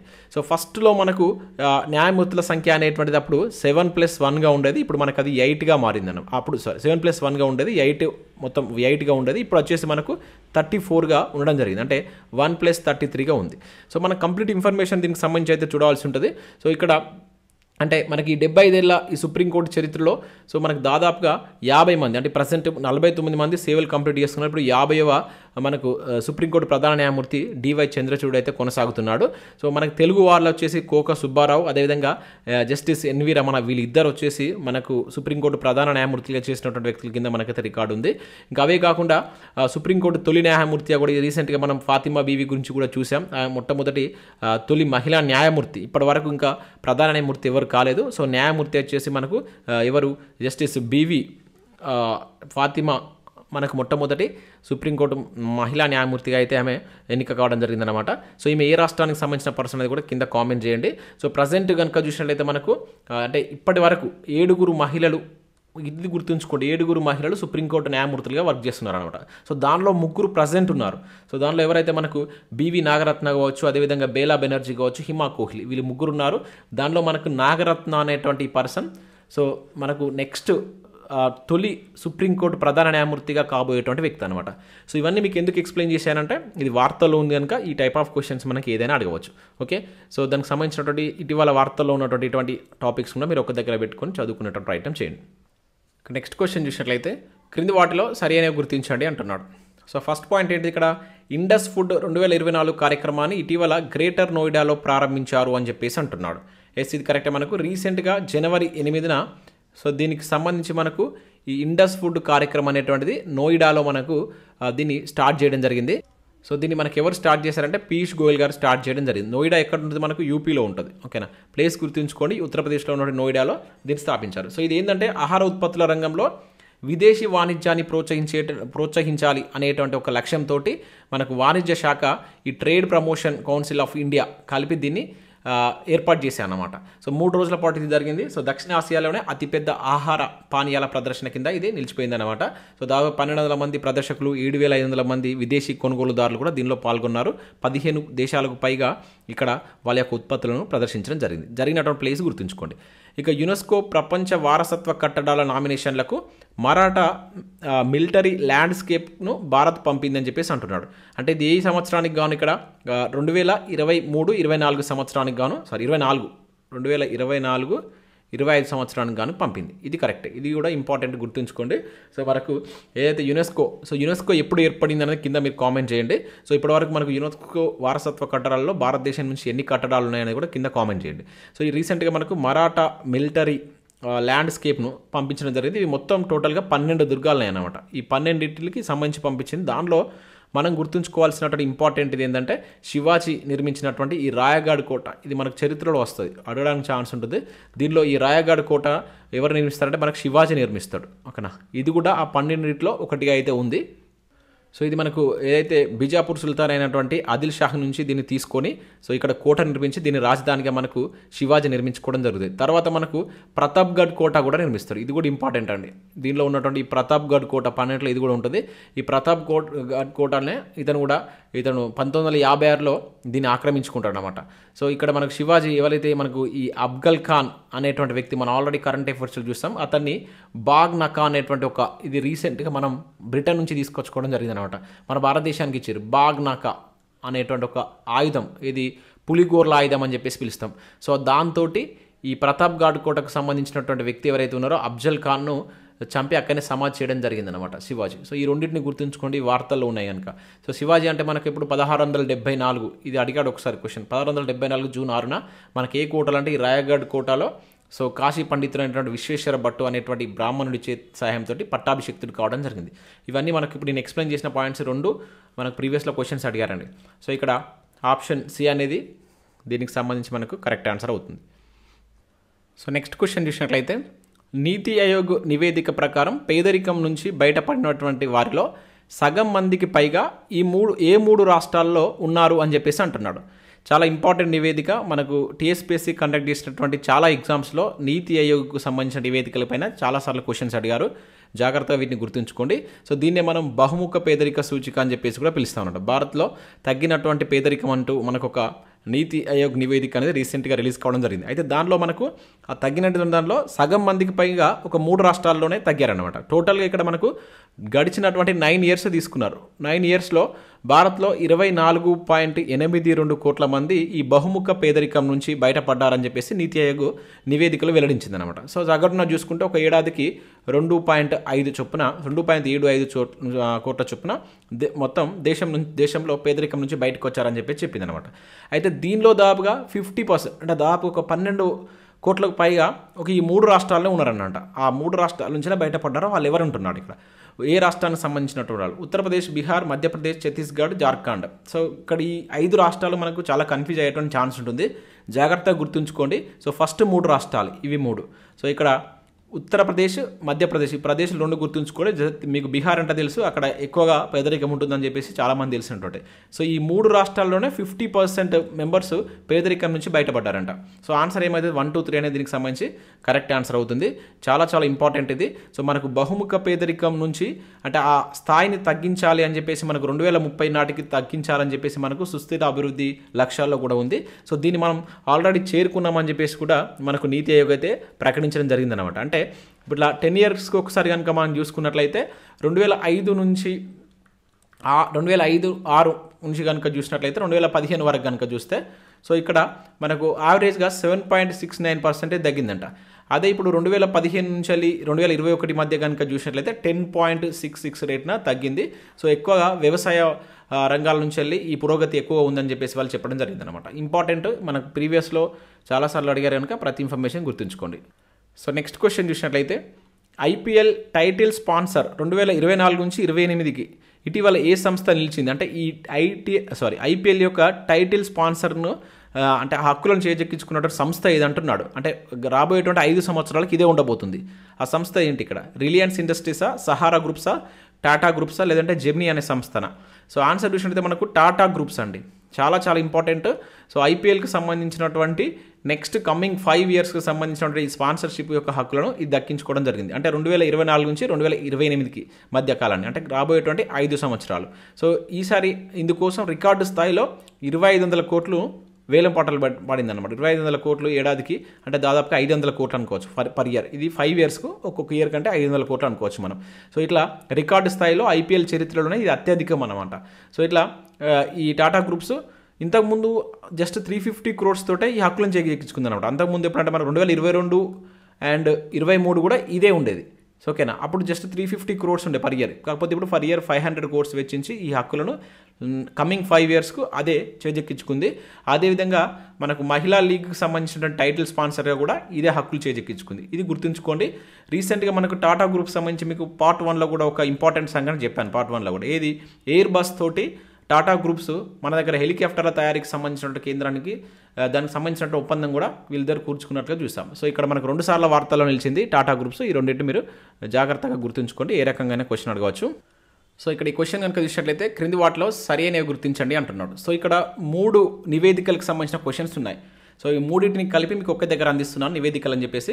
సో ఒక్కొక్క దాని గురించి సపరేట్గా అడగవచ్చు, మీకు నేను క్లియర్గా ఎక్స్ప్లెయిన్ చేస్తాను. సో మొదటగా సరి అనేవి అయితే గుర్తించండి. దీనిలో ఫస్ట్ ఏమంటున్నాడు, గ్లోబల్ 500 2024 నివేదిక ప్రకారం భారతదేశంలో బలమైనటువంటి బ్రాండ్గా జియో నిలిచింది అని చెప్పేసి అంటున్నాడు. ఎస్, ఇది మనకు కరెక్టే. సో రీసెంట్గా మనకు బ్రాండ్ ఫైనాన్స్ అనేటువంటి ఒక సంస్థ ఒక నివేదికను రిలీజ్ చేసింది. అదేంటంటే గ్లోబల్ 500 2024 పేరు మీదుగా దీన్ని నివేదికను అయితే రిలీజ్ చేసింది అనమాట. సో దీనిలో మనకు రిలయన్స్ ఇండస్ట్రీస్కి సంబంధించినటువంటి టెలికాం అండ్ డిజిటల్ విభాగం యొక్క జియో అనేటువంటిది భారతదేశంలో అత్యంత విలువైనటువంటి బ్రాండ్గా కొనసాగుతున్నట్లుగా ఈ నివేదిక తెలిపింది. సో ఇది ఇక్కడ వరకు మనం ఇంపార్టెంట్ గుర్తుంచుకోవాల్సినటువంటి అంశం. అయితే ఇది మన భారతదేశానికి సంబంధించి 2023లో కూడా ఇదే ఉంది. 2023లో కూడా మనకు జియోనే ఫస్ట్ ప్లేస్లో ఉందన్నమాట దేశీయంగా. అయితే 2024లో మనం ప్రపంచవ్యాప్తంగా చూసినప్పుడు జియో యొక్క ర్యాంక్ కనుక చూస్తే 17వ స్థానంలో ఉంది. దేశీయంగా చూస్తే ఫస్ట్ ప్లేస్, ప్రపంచవ్యాప్తంగా చూస్తే 17వ స్థానంలో ఉంది. మరి ప్రపంచవ్యాప్తంగా చూసినప్పుడు ఫస్ట్ ప్లేస్లో ఉన్నటువంటిది ఏంటంటే మనకు వీచాట్. ఓకేనా, ఈ వీచాట్ అనేటువంటిది ఫస్ట్ ప్లేస్లో, తర్వాత మనకు యూట్యూబ్ అనేటువంటి సెకండ్ ప్లేస్లో, ఇట్లా ఆ తర్వాత మనకు డిలైట్ కావచ్చు, కోకోకోలా, నెట్ఫ్లిక్స్ అనేటువంటి వరుసగా ఉండడం జరిగిందనమాట. ఓకేనా, అయితే మన భారతదేశంలో ఓన్లీ ఇది ఒకటే కంపెనీ ఉందా అంటే, సో 17వ స్థానంలో. అంటే దీని తర్వాత మనకు భారతదేశంలో నెక్స్ట్ ఎల్ఐసి కూడా ఉందన్నమాట. ఎల్ఐసి వచ్చేసి 23వ స్థానంలో ఉంది. ఎస్బీఐ వచ్చేసి 24వ స్థానంలో ఉంది. ఇట్లా వీటికి సంబంధించిన అంశాలు మీరు గుర్తుంచుకోండి. ఈ నివేదికకు సంబంధించినటువంటి ఇంపార్టెంట్ పాయింట్స్ ఇవి అనమాట. ఇక నెక్స్ట్ ఫోర్బ్స్ అత్యధిక బంగారు నిల్వలు గల దేశాల జాబితాలో అమెరికా మొదటి స్థానంలో ఉందని చెప్పేసి అంటున్నాడు. ఎస్, ఇది కూడా కరెక్టే మనకు. సో మనకు రీసెంట్గా ఈ ఫోర్బ్స్ అత్యధిక బంగారు నిల్వలు కలిగినటువంటి దేశాల జాబితాను అయితే రిలీజ్ చేసింది. సో ఇక్కడ బంగారు నిల్వలు ఎక్కువగా ఉంటే, ఆ ఖజానా కనుక ఎక్కువగా ఉన్నట్లయితే అక్కడ ఆ దేశం యొక్క ఆర్థిక స్థిరత్వంలో ఉన్నట్టుగా మనం చెప్తాం అన్నమాట. ఓకేనా, అంటే దేశ కరెన్సీ విలువ కూడా బంగారు నిల్వలను ప్రభావితం చేస్తుందని చెప్పేసి మనం ఎకానమీలో చూస్తాం. సో అత్యధికంగా బంగారు నిల్వలు ఉన్నటువంటి దేశాల జాబితాలో మనకు ఫోర్బ్స్ ఇచ్చినటువంటి దాంట్లో తాజాగా మనకు అమెరికా అనేది ఫస్ట్ ప్లేస్లో ఉంది. ఇది కరెక్టే. సో దీని తర్వాత మనకు అమెరికా తర్వాత దీని యొక్క విలువ చూసినట్లయితే, ఫస్ట్ అమెరికాలో బంగారం యొక్క విలువ కనుక చూసినట్లయితే సో 8,133.46 టన్నుల బంగారం అక్కడ ఉందని చెప్పేసి వీళ్ళు ఈ నివేదికలో తెలపడం జరిగింది. సో దీని తర్వాత మళ్ళీ మనకు జర్మనీ సెకండ్ ప్లేస్లో, తర్వాత Italy, France, Russia, China, Switzerland, Japan, so ఇట్లా మనకు తర్వాత భారత్ అనేటువంటిది ఉందన్నమాట. సో ఇట్లా ఈ రకంగా మనం ఈ ఫస్ట్ ప్లేస్ ఉన్నదని మీరు గుర్తుంచుకోండి. ఇక నెక్స్ట్ బ్రాండ్ ఫైనాన్స్ 2024 రిపోర్ట్ ప్రకారం ప్రపంచ ఐటీ పరిశ్రమలు, ఇక్కడ బ్రాండ్ ఫైనాన్స్ ఒకటి గ్లోబల్ 500 ఇచ్చింది, తర్వాత మనకు ఐటీ పరిశ్రమలకు సంబంధించినటువంటి రిపోర్ట్ కూడా ఇచ్చింది. ఈ రెండింటిని గుర్తుంచుకోండి. రెండు ఒకటే సంస్థ ఇచ్చింది, కాకపోతే కేటగిరీస్ వేరే అన్నమాట. సో దీనిలో ఏమంటున్నాడు, ఫస్ట్ 3 ఉన్నటువంటి కంపెనీ, అంటే ఈ ఐటీ పరంగా చూసినప్పుడు మొదటి స్థానంలో మనకు ఇన్ఫోసిస్ అంటున్నాడు, టీసీఎస్ అంటున్నాడు, యాక్సెంచర్ అంటున్నాడు. ఇది మనకు తప్పుగా ఇచ్చాడు. సో రిటర్న్ అనమాట. ఫస్ట్ మనకు యాక్సెంచర్ ఉంది, తర్వాత టీసీఎస్ ఉంది, తర్వాత ఇన్ఫోసిస్ ఉంది. సో ఇది కూడా గుర్తుంచుకోండి. అంటే 1 and 2 మాత్రమే సరి అయింది కనుక ఆప్షన్ డి అనేది ఈ క్వశ్చన్కి సంబంధించి మనకు కరెక్ట్ ఆన్సర్ అవుతుంది. సో దాంతోపాటు ఇక్కడ మనకు మరొక నివేదిక కూడా వచ్చింది. నేను క్వశ్చన్ తీసుకోలేదు, ఇది కూడా ఇక్కడ మీరు గుర్తుంచుకోండి. ఇది మనకు ప్రీవియస్లో బిట్ అడిగిండు. So global fire power index కూడా మనకు 2024కు సంబంధించి రిలీజ్ చేశారు. ఇంపార్టెంట్ అనేది ఇక్కడ ఎక్స్ప్లెయిన్ చేస్తున్నాడు, జాగ్రత్తగా గుర్తుంచుకోండి. Global fire power index. So దీనికి సంబంధించి కూడా మనకి ఏంటంటే ఇది ప్రపంచ దేశాల యొక్క ఆర్మీ ర్యాంకులు అనేది ఇస్తుందన్నమాట. అంటే ఆర్మీ ఏ విధంగా ఉందని చెప్పి ఆర్మీ ర్యాంకులు అనేది ఇవ్వడం జరుగుతుందన్నమాట. సో దీనికి సంబంధించి మనకు 2024 పేరుతోటి మనకి గ్లోబల్ ఫైర్ పవర్ అనేటువంటి దాన్ని రిలీజ్ చేసింది. మొత్తం 145 దేశాలకు సంబంధించి ఈ నివేదిక వచ్చింది. దీనిలో మనకు అమెరికా ఫస్ట్ ప్లేస్లో ఉంది, సెకండ్ వచ్చేసి ఇది ఫస్ట్ ప్లేస్లో, రష్యా సెకండ్ ప్లేస్లో, China third, so Bharat fourth place. So ఇది మనం గుర్తుంచుకోవాల్సిన అంశం. భారత్ అనేటువంటిది ఫోర్త్ ప్లేస్లో ఉంది. ఇది మనకు ప్రీవియస్లో ఒకసారి బిట్ అడిగినండి మన టీఎస్పీఎస్సీ ఎగ్జామ్లో, వరుస క్రమంలో అమర్చమంటాడు లేదంటే భారత్ యొక్క ర్యాంక్ ఎంత అంటాడు. ఓకేనా. సో ఈ జాబితాలో మనకు మన తర్వాత మనకు సౌత్ కొరియా కావచ్చు, యూకే ఈ విధంగా ఉన్నాయి. చివరి స్థానంలో ఉన్నటువంటి దేశం ఏంటంటే భూటాన్ అనేది చివరి స్థానంలో ఉందన్నమాట, 145 అనుకోవచ్చు ఇక్కడ. ఓకేనా. సో మోస్ట్ ఇంపార్టెంట్ ఈ నివేదికలు ఒకటే దగ్గర 4 చెప్పడం జరిగింది. ఈ 4 ఒక దగ్గర మీరు రాసుకోండి, అడగడానికి ఛాన్స్ ఉంటుంది. నెక్స్ట్ మరో క్వశ్చన్ చూద్దాం. ఎస్సీ రిజర్వేషన్ల వర్గీకరణపై కేంద్ర ప్రభుత్వం ఇటీవల ఎవరి నేతృత్వంలో కమిటీ వేసిందంటున్నాడు. ఓకేనా. ఇది మనకు ఎక్కువగా వార్తల్లో ఉన్నటువంటి టాపిక్ ఇది. దీని మీద ఒక కమిటీ వేసింది కేంద్ర ప్రభుత్వం. అది ఎవరి నేతృత్వంలో? Naveen Mittal, Ranjana Prakash Desai, Rajiv Gauba and Kuldeep Sharma. So SC వర్గీకరణ కోసం మనకు ఈ అంశంపై అధ్యయనం కోసం మనకు 2024 జనవరి 19న ఈ కమిటీ వేయడం జరిగిందనమాట. సో దీనికి కేంద్ర క్యాబినెట్ కార్యదర్శి అయినటువంటి రాజీవ్ గౌబా నేతృత్వం వహించడం జరుగుతుంది. ఆన్సర్ అనేది మనకు సి అవుతుంది. ఇది నేరుగా అడుగుతారు అంతే. సో ఇది మనకు వచ్చిన తర్వాత, ఈ రిపోర్ట్ వచ్చిన తర్వాత దానికి సంబంధించిన అంశాలు మనం కొంచెం డెప్త్గా చూడవలసి ఉంటుంది అనమాట. ఇక్కడ మీరు అతని పేరు మాత్రం గుర్తుంచుకోండి. ఎస్సీ వర్గీకరణకు సంబంధించినటువంటి అతను ఎవరున్నారు ఆ కమిటీకి అనేది ఇంపార్టెంట్. సో నెక్స్ట్ క్వశ్చన్ కనుక చూసినట్లయితే బీసీసీఐ అవార్డులకు సంబంధించి క్రింది వాటిలో సరైనవి గుర్తించండి అంటున్నాడు. సో ఇక్కడ ఫస్ట్ పాయింట్ చూసినట్లయితే 4 ఏళ్ల విరామం తర్వాత జాతీయ దేశీయ ఆటగాళ్లకు బీసీసీఐ ఇటీవల అవార్డులను ప్రకటించింది అని చెప్పేసి అంటున్నాడు. సో ఇది మనకి కరెక్టే. సో 2019 తర్వాత మళ్ళీ మనకి ఇప్పుడు ఈ బీసీసీఐ ఇయర్ అవార్డులు అయితే ఇచ్చింది. సో గుర్తుంచుకోండి, చాలా గ్యాప్ తర్వాత ఇచ్చింది కనుక అడగడానికి ఛాన్స్ ఉంటుంది. అంటున్నాడు 2022-23 సంవత్సరానికి గాను పాలి ఉమ్రిగర్ ఉత్తమ అంతర్జాతీయ క్రికెటర్ అవార్డు శుభమాన్ గిల్ ఈ అవార్డును అందుకున్నారు అని చెప్పేసి అంటున్నాడు. ఎస్, ఇది కరెక్టే. అయితే ఇక్కడ మనకు అవార్డ్స్ అనేటువంటివి 2019, 20, 20, 21, 21, 22, 22, 23 ఇట్లా ఇవ్వడం జరిగింది. సో దీనిలో మనకు ఈ 2022-23 సంవత్సరానికి గాను ఈ పాలి ఉమ్రిగర్ అనేటువంటి ఈ అవార్డును ఎవరు శుభమాన్ గిల్ అందుకోవడం జరిగింది.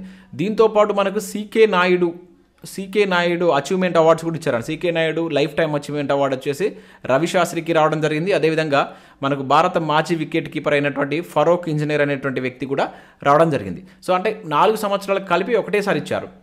సో ఇక్కడ ఈ పాలి ఉమ్రిగర్ అవార్డు కూడా మనకు ఇది లేటెస్ట్ 2022-23 ఎవరికి వచ్చింది? శుభమాన్ గిల్కి వచ్చింది. అదే 2021-22 కనుక చూసినదనుకో ఇది బూమ్రాకు రావడం జరిగింది.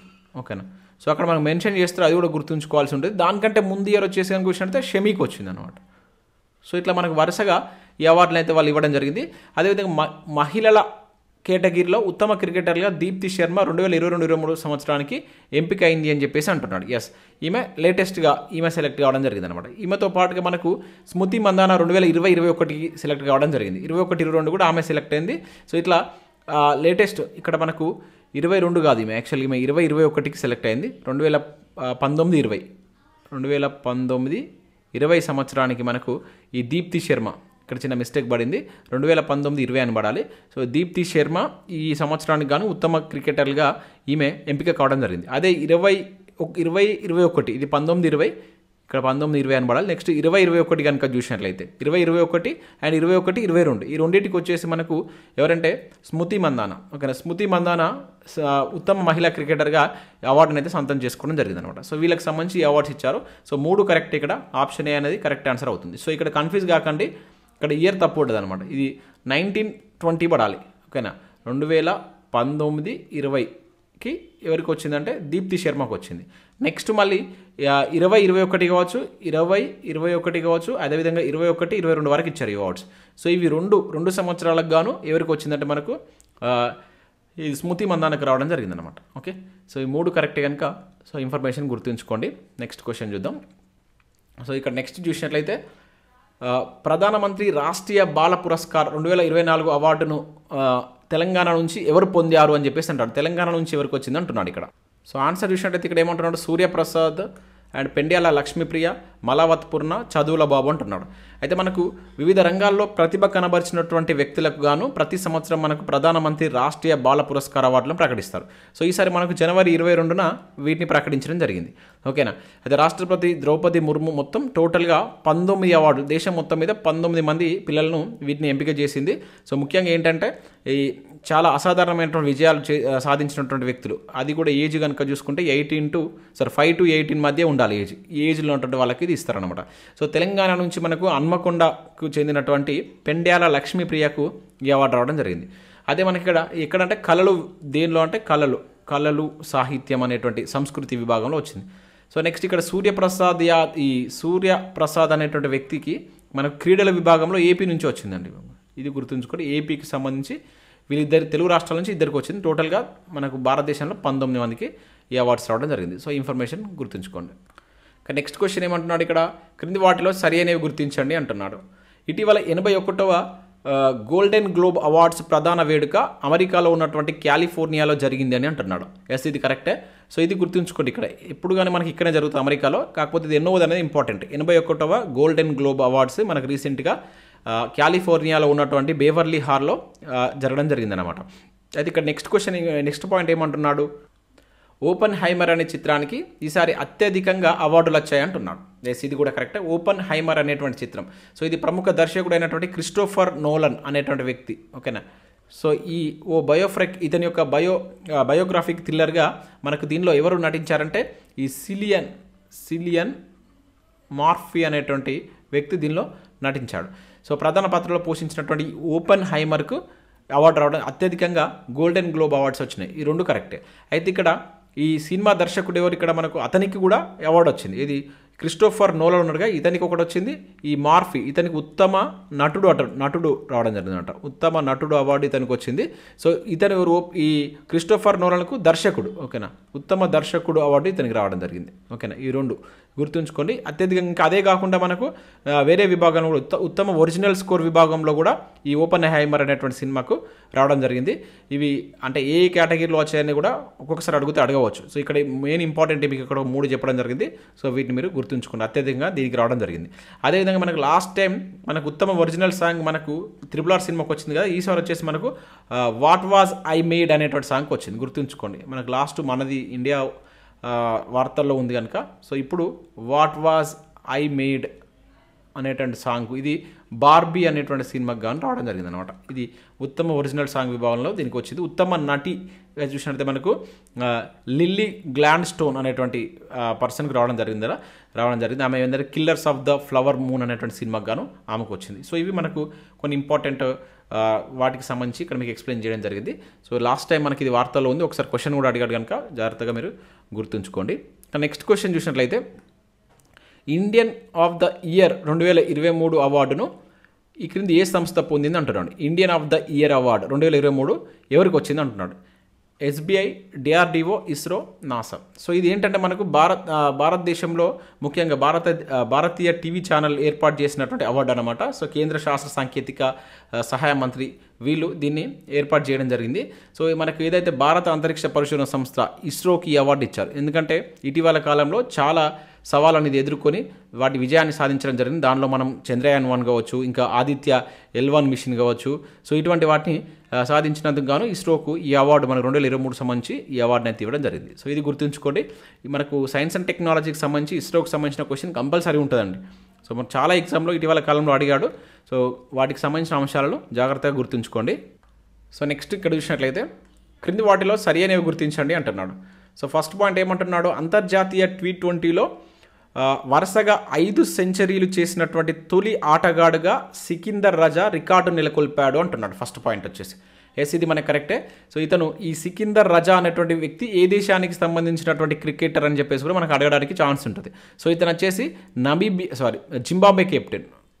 ఓకేనా, జింబాబ్వే గుర్తుంచుకోండి, అడగడానికి ఛాన్స్ ఉంటుంది. డైరెక్ట్గా దేశం పేరు కూడా అడగవచ్చు. సో 5 సెంచరీలు చేసినటువంటి తొలి ఆటగాడిగా జింబాబ్వే కెప్టెన్, ఇతను కెప్టెన్, ఆ జట్టు కెప్టెన్గా వ్యక్తిస్తున్న వ్యక్తి సికిందర్ రజా ప్రపంచ రికార్డు నెలకొల్పాడు. రీసెంట్గా శ్రీలంకతో జరిగినటువంటి టోర్నమెంట్లో భాగంగా వరుసగా 5 ఇన్నింగ్స్లోనూ 5 హాఫ్ సెంచరీలు చేయడం జరిగిందనమాట. అంతకుముందు ఇది గతంలో మనకు మెక్కల్లం కావచ్చు, క్రిస్ గేల్ వీళ్ళు 4 సెంచరీలతోటి ఆ రికార్డులో ఉండేది. ఇప్పుడు వాళ్ళ యొక్క రికార్డుని ఇతను బ్రేక్ చేయడం జరిగింది. పేరు గుర్తుంచుకోండి, ఏ దేశానికి సంబంధించిన క్రికెటర్. ఇక నెక్స్ట్ ఏమంటున్నాడు, అంతర్జాతీయ టీ20 క్రికెట్లో అత్యధికంగా 5 సెంచరీలు సాధించినటువంటి తొలి క్రికెటర్. ఇక్కడ చూడండి 5 అర్ధ సెంచరీలు, 5 సెంచరీలు. సో ఈ రెండు ఎట్ ఏ టైం జరిగినటువంటి రికార్డ్స్. జాగ్రత్తగా ఒకదానికొక లింక్ పెట్టుకొని గుర్తుంచుకోండి. 5 సెంచరీలు, ఇది వరుసగా కాదు, ఓవరాల్గా ఇది ఓవరాల్గా, ఓకేనా, ఇది ఓవరాల్గా, ఇది వరుసగా అనమాట. సో ఇక్కడ కోహ్లీ రికార్డు సృష్టించాడు అంటున్నాడు, కాకపోతే ఇది తప్పుగా ఇచ్చారు. సో ఇది ఎవరు, ఈ రికార్డు చేసినటువంటి వ్యక్తి ఎవరు, మన ఇండియా కెప్టెన్ అయినటువంటి రోహిత్ శర్మ, ఓకేనా. రోహిత్ శర్మ ఈ రికార్డును బ్రేక్ చేయడం జరిగింది అనమాట. 5 సెంచరీలు సాధించినటువంటి తొలి క్రికెటర్గా సో ఇతను రికార్డు సృష్టించారు. సో ఇతని తర్వాత మనకు మ్యాక్స్వెల్, ఓకేనా, మనకు ఆస్ట్రేలియా క్రికెటర్ అనేటువంటి ఈ మ్యాక్స్వెల్ అనేటనే 4 సెంచరీలతోటి సెకండ్ ప్లేస్లో, సూర్యకుమార్ యాదవ్ కూడా 4 సెంచరీలతోటి నెక్స్ట్ ప్లేస్లో ఉన్నారన్నమాట, ఓకేనా. సో ఇది గుర్తుంచుకోండి. అదేవిధంగా అంతర్జాతీయ టీ20లో అత్యధిక పరుగులు చేసినటువంటి భారతీయ కెప్టెన్గా కూడా టీ20లో, ఇది అన్ని టీ20కి సంబంధించి జాగ్రత్తగా గుర్తుంచుకోండి. సో వ్యక్తిగత స్కోర్ చేసినటువంటి కెప్టెన్ హోదాలో ఇన్ని పరుగులు చేసినటువంటి వ్యక్తిగా కూడా ఇతను రికార్డు సృష్టించడం జరిగిందనమాట. సో అత్యధిక విజయాలు కూడా టీట్వంటీలో ఇతని నేతృత్వంలోనే 42 విజయాలు నమోదు చేసుకున్నటువంటి కెప్టెన్గా కూడా రోహిత్ శర్మ రికార్డు సృష్టించాడు. సో ఇక్కడ ఈ పాయింట్ తప్పు, యాక్చువల్గా మీ ఇక్కడ ఏమని ఇవ్వాలి, రోహిత్ శర్మ అని ఇవ్వాలి. Next Ranji trophy first class క్రికెట్లో అత్యధిక వేగవంతమైన ట్రిపుల్ సెంచరీ నమోదు చేసినటువంటి ఆటగాడు ఇటీవల తన్మయ్ ప్రపంచ రికార్డు సృష్టించారు అంటున్నాడు. ఎస్, ఇది కూడా కరెక్టే. సో రంజీ ట్రోఫీలో చాలా తక్కువ బాల్స్లోనే 147 బాల్స్లోనే ట్రిపుల్ సెంచరీ చేసినాడు. 300 పరుగులు చేసినటువంటి క్రికెటర్గా మన హైదరాబాద్కి సంబంధించినటువంటి ఓపెనర్ ఇతను, హైదరాబాద్కి సంబంధించినటువంటి వ్యక్తి. ఇంకా దానిలో మనం గుర్తుంచుకోవాల్సిందంటే హైదరాబాద్ సంబంధించిన వ్యక్తి. సో అతి తక్కువ బంతుల్లోనే 300 పరుగులు సాధించినటువంటి ఫస్ట్ క్లాస్ క్రికెటర్, అత్యంత వేగవంతమైనటువంటి ట్రిపుల్ సెంచరీ చేసినటువంటి క్రికెటర్గా ఇతను రికార్డు నెలకొల్పడం జరిగిందనమాట. సో ఇది గుర్తుంచుకోండి. అంటే 193 అంటే ఇక్కడ ఆప్షన్ బి అనేది దీనికి సంబంధించి మనకు కరెక్ట్ ఆన్సర్ అవుతుంది, ఓకేనా. సో ఇక్కడ ఈ 3 మనకు డిఫరెంట్ డైరెక్ట్ క్వశ్చన్ అడగవచ్చు. ఇక్కడ 3 రికార్డ్స్ ఉన్నాయి, నేను 3 కలిపి మీకు ఈజీగా గుర్తుంటుందని చెప్పేసి ఇక్కడ ఇవ్వడం జరిగింది. సో ఈ నెలలో జరిగినటువంటి ఇంపార్టెంట్ అవి స్పోర్ట్స్కి సంబంధించినటువంటి, ముఖ్యంగా దాంట్లో క్రికెట్లో సంబంధించినటువంటి ఇన్సిడెంట్స్ అవి. సో నెక్స్ట్ ఇక్కడ చూసినట్లయితే ఇవి మనకు తెలంగాణకు సంబంధించిన కరెంట్ అఫైర్స్ వస్తాయి. ఇక్కడ నుంచి ఇండియన్ నేవీ రాడార్ స్టేషన్ను తెలంగాణలో ఈ క్రింది ఏ జిల్లాలో ఏర్పాటు చేశారు అని చెప్పేసి అంటున్నాడు, ఓకేనా. సో దీన్నే మనకు ఈ VLF అని చెప్పేసి కూడా అంటాం. VLF అంటే ఏంటంటే ఇది వెరీ లో ఫ్రీక్వెన్సీ, ఈ దేశంలో రెండవది అనమాట. ఇది ఇప్పుడు మన తెలంగాణలో నెలకొల్పోయేది రెండవది. సో మొదటిది మనకు అంతకుముందు ఈ VLF రాడార్ స్టేషన్ అనేటువంటిది మనకు తమిళనాడులో అది కట్టబొమ్మన్ అనేటువంటి ప్లేస్లో మనకు INS కట్టబొమ్మన్ అని చెప్పేసి చూస్తాం, అక్కడ నెలకొల్పారు. ఇప్పుడు సెకండ్ది మన తెలంగాణలో ఒక జిల్లాలో ఏర్పాటు చేయడానికి ఒప్పందం కూర్చుకున్నారు. సో నల్గొండన, నారాయణపేట, వికారాబాద్, సంగారెడ్డి. ఆన్సర్ చూసినట్టయితే మనకు ఈ వికారాబాద్ జిల్లాలో. సో వికారాబాద్లో ఉన్నటువంటి ఎక్కడంటే దామగూడెం, ఇంపార్టెంట్ అంటే ఇది డైరెక్ట్ అడగవచ్చు ఇది, ఓకేనా. దామగూడెం రిజర్వ్డ్ ఫారెస్ట్ ఉంది కదా. సో ఈ రిజర్వ్ ఫారెస్ట్ ఏదైతే మనకు ఈ రిజర్వ్ ఫారెస్ట్ ఉంటుంది కదా, సో అక్కడ దీన్ని ఏర్పాటు చేయాలని చెప్పేసి ఒక ఒప్పందం మనకు ఇండియన్ నేవీ కూర్చుకోవడం జరిగిందండి, అవగాహన ఒప్పందం కూర్చుకుంది. దాదాపుగా 2900 ఎకరాల్లో దీన్ని ఏర్పాటు చేయబోతున్నారు, ఓకేనా. ఈ VLF very low frequency communication station అని చెప్పేసి అంటా ఉన్నాడు. ఇది వికారాబాద్ జిల్లాలో రాబోతుంది, గుర్తుంచుకోండి, ఇంపార్టెంట్. సో ఇది సెకండ్ది అనమాట, భారతదేశంలో సెకండ్ది. ఫస్ట్ వచ్చేసి మనకు తమిళనాడులో ఉన్నటువంటి INS కట్టబొమ్మన్ అనేటువంటి ప్లేస్లో దీన్ని ఏర్పాటు చేశారు. సో దీనికి సంబంధించి మన తెలంగాణకు సంబంధించినటువంటి కరెంట్ అఫైర్స్ ఏవి ఉన్నా కూడా రానున్నటువంటి పోటీ పరీక్షలో నేరుగా ఆడడానికి ఛాన్స్ ఉంటుంది. సో నెక్స్ట్ చూసినట్లయితే ఇక్కడ క్రింది వాటిలో సరైనవి గుర్తించండి అంటున్నాడు. సో ఇటీవల ఖమ్మం జిల్లాలో భద్రాచలంలో భక్త రామదాసు తొలి విగ్రహం బయటపడింది అంటున్నాడు. ఎస్, ఇది కరెక్టే, ఇంపార్టెంట్. సో మనకు ఖమ్మం జిల్లా భద్రాచలంలో సీతారాముల ఆలయాన్ని నిర్మించినటువంటి ఎవరైతే మనకు ఈ భక్త రామదాసు యొక్క మొట్టమొదటి విగ్రహం అనేది ఖమ్మం జిల్లాలో మనకు నేలకొండపల్లి పోలీస్ స్టేషన్ దగ్గరగా సో ఈ విగ్రహాన్ని గుర్తించడం జరిగిందనమాట. అంటే ఇప్పటివరకు మనకు రామదాస్ యొక్క విగ్రహం అనేటువంటిది ఎట్లా జస్ట్ ఒక ఊహా చిత్రంగా మాత్రమే ఉండేది. సో ఇప్పుడు అతని యొక్క విగ్రహం కూడా బయటపడింది, ఇంపార్టెంట్. ఖమ్మం జిల్లా, సో ఇది గుర్తుంచుకోండి, నేరుగా మనకు క్వశ్చన్ అడగడానికి ఛాన్స్ ఉంటుంది. సెకండ్ పాయింట్ ఏమంటున్నాడు ఇక్కడ, కేంద్ర ఆరోగ్య కుటుంబ సంక్షేమ శాఖ తెలంగాణలో ఉన్నటువంటి యాదాద్రి శ్రీ లక్ష్మీ నరసింహస్వామి దేవస్థానానికి బోక్ సర్టిఫికేట్ ఇచ్చిందని చెప్పేసి అంటున్నాడు. ఎస్, ఇది కూడా కరెక్టే. సో ఇది చాలా నాణ్యత ఉన్నటువంటి, అంటే ఆహార భద్రత ప్రమాణాల ప్రాధికార సంస్థ మనకు ఫసాయి ఉంటుంది కదా, సో అది మనకు ఏది అక్కడ ఆ నాణ్యత బేస్ చేసుకొని మనకి సర్టిఫికేట్ ఇస్తుంది అనమాట. సో రీసెంట్గా మనకు యాదాద్రి టెంపుల్కు రావడం జరిగింది. సో భారతదేశంలో మనకు రాష్ట్రంలో ఇట్లా ఒకటే రాష్ట్రంలో 2 రావడం ఇదే ఫస్ట్ టైం అనమాట. సో మనకు దీంతో పాటుగా ఈ వర్గల్ ఉంది కదా, వర్గల్ సరస్వతి, సో దీనికి కూడా ఈ సర్టిఫికేట్ ఉంది. ఇది మనం ప్రీవియస్లో చూసాం, కరెంట్ అఫైర్స్లో భాగంగా చూడడం జరిగింది. ఈ రెండింటిని గుర్తుంచుకోండి. మనకు డైరెక్ట్గా అడగవచ్చు అనమాట. సో వర్గల్ అదేవిధంగా యాదాద్రి ఈ రెండింటికి ఉన్నాయి కనుక ఇది ఆప్షన్ 2 అనేది దీనికి సంబంధించి కరెక్ట్ ఆన్సర్ అవుతుంది. సో అంతకు మనకు భారతదేశంలో చాలా పెద్ద టెంపుల్స్కే ఉంది. ముఖ్యంగా మన మధ్యప్రదేశ్లో ఉన్నటువంటి ఉజ్జయిని వంటి ప్రముఖ ఆలయాలకు ఉండేటువంటి ఈ సర్టిఫికేట్. సో ఇప్పుడు వర్గల్ కావచ్చు, అదేవిధంగా లక్ష్మీ నరసింహ యాదాద్రి ఈ రెండింటికి రావడం జరిగింది. ఇంపార్టెంట్, తెలంగాణకు సంబంధించినట్టుంది కనుక గుర్తుంచుకునే ప్రయత్నం చేయండి. సో నెక్స్ట్ క్వశ్చన్ చూసినట్లయితే తెలంగాణ హైకోర్టు ఈ క్రింది ఏ జిల్లా కోర్టులను ఇటీవల పేపర్లెస్ కోర్టులుగా ప్రకటించింది? సో మనకు హైకోర్టుకు సంబంధించి ఈసారి 2 అంశాలు వార్తల్లో ఉన్నాయి. అది నెక్స్ట్ క్వశ్చన్ కూడా ఉంది, అక్కడ కూడా ఎక్స్ప్లెయిన్ చేస్తాను. సో ఇక్కడ పేపర్లెస్ కోర్టులుగా రీసెంట్గా మనకు తెలంగాణ హైకోర్టు ప్రధాన న్యాయమూర్తి అయినటువంటి అలోక్ అరదే 4 జిల్లాలను ప్రకటించిండండి. ఓకేనా? సో 4 జిల్లాలను ప్రకటించడం జరిగింది. ఇక్కడ మనకు 3 ఇచ్చాను, పై 1 ఇవ్వడం జరిగింది. సో పై 1 అనేది కరెక్ట్ ఆన్సర్ అవుతుంది. సో వరంగల్, కరీంనగర్, జగిత్యాలతో పాటుగా సో మరొక జిల్లా కూడా పేపర్లెస్ కోర్టులుగా మారబోతున్నట్లు మనకు ప్రకటించడం జరిగింది. ఇంకొకటి వచ్చేసి మనకి ఏంటంటే హనుమకొండ. సో ఈ హనుమకొండను కూడా ప్రకటించారు. ఈ మొత్తం 4 జిల్లాలు పేపర్లెస్, అంటే ఇక్కడ ఈ ఫైలింగ్ విధానం అనేటువంటిది అమల్లోకి రాబోతున్నట్లు తెలపడం జరిగిందన్నమాట.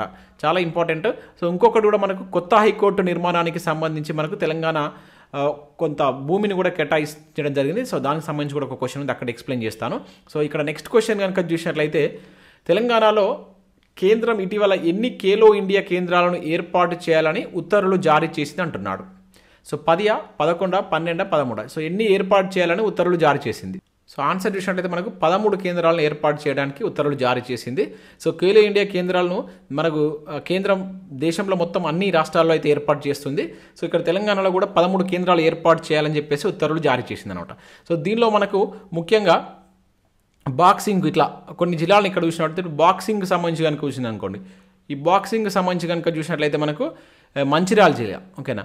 మంచిర్యాల జిల్లా అనేటువంటిది ఎంపిక కావడం జరిగింది. అదేవిధంగా ఖోఖోకు సంబంధించి కనుక చూసినా అనుకోండి, ఖోఖో గేమ్కి సంబంధించి చూసినట్లయితే పెద్దపల్లి. ఓకేనా? పెద్దపల్లి జిల్లా అనేటువంటిది ఎంపిక కావడం జరిగింది. సో ఇట్లా కబడ్డీకి సంబంధించి చూసినా అనుకోండి, కబడ్డీ హైదరాబాద్ అనేటువంటి కబడ్డీకి సంబంధించి కబడ్డీకి ఇక్కడ హైదరాబాదే కాకుండా కొన్ని జిల్లాలు ఇక్కడ సిరిసిల్ల కావచ్చు, ఇంకా సంగారెడ్డి కావచ్చు, నాగర్ కర్నూలు కావచ్చు, ఇంకా అదేవిధంగా జనగామ. సో ఇట్లా ఇన్ని జిల్లాల్లో ప్రకటించడం జరిగింది. ఫుట్బాల్కి సంబంధించి గద్వాల్, మహబూబ్ నగర్ ఇట్లా మనకు ఖేలో ఇండియా కేంద్రాలుగా మనకు కేంద్రం ఇటీవల ప్రకటించడం జరిగింది.